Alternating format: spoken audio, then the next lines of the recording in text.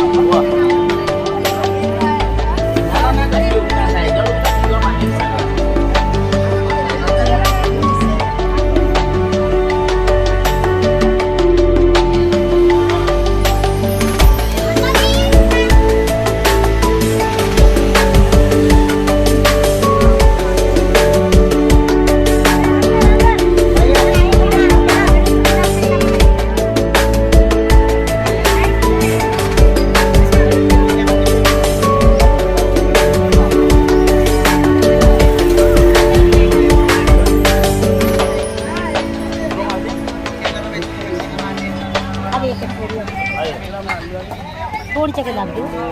બસ બસ